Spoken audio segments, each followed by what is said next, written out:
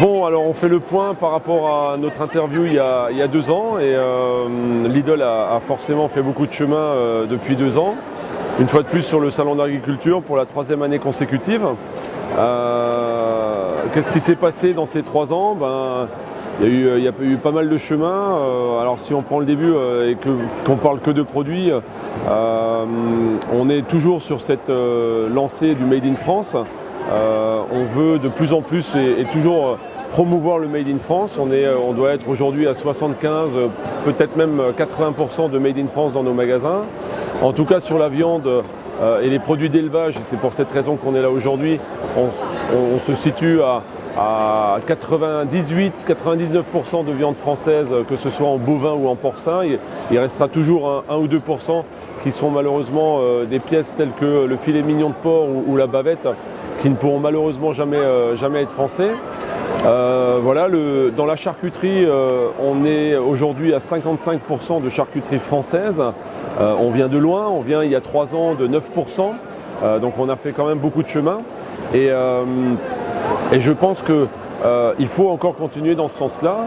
C'est ce qu'on fait à travers notre 3e présence au salon et surtout à travers les tripartites et les partenariats qu'on développe avec les éleveurs et l'élevage français. Aujourd'hui sur le stand sont présents, et c'est la première fois, des éleveurs laitiers, des éleveurs bovins, des éleveurs porcins, avec qui on a des partenariats et donc qui sont là pour promouvoir leurs produits. Et d'ailleurs ils ont leur tête sur les packaging qui sont dans nos magasins et ils viennent même faire des animations sur nos points de vente. Ce qui est une caution formidable pour Lidl et qui est un boost extraordinaire forcément pour notre image. Et en même temps, tant qu'à faire, ça permet aux éleveurs de vivre convenablement de leur métier. Alors c'est pas toujours simple, on a aujourd'hui des tripartites dans le porc, dans le lait, dans le bœuf, avec des éleveurs. C'est pas toujours simple parce que forcément, quand on parle de tripartite, on est 3. Il y a effectivement l'élevage, il y a le distributeur que nous sommes, que nous représentons, mais entre nous deux, il y a l'industriel. Et donc c'est un grand travail de fond à faire avec les industriels pour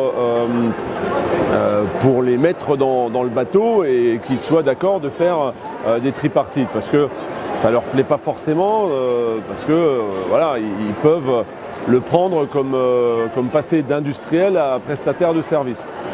Mais ça fonctionne bien, des groupes comme Bigard sont aujourd'hui prêts à faire des tripartites.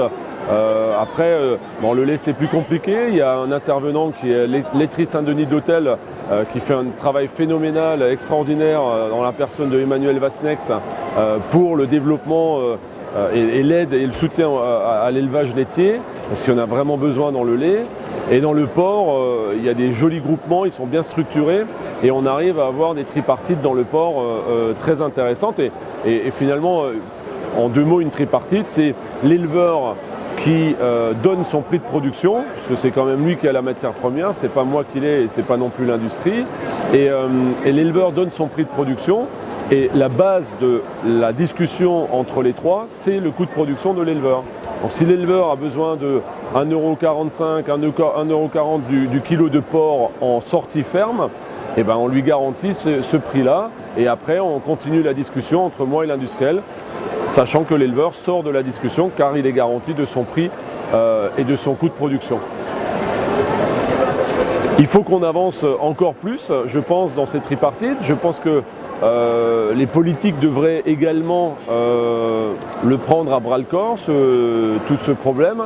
Et à mon avis, si quelque part les tripartites deviennent demain, dans le monde de l'élevage,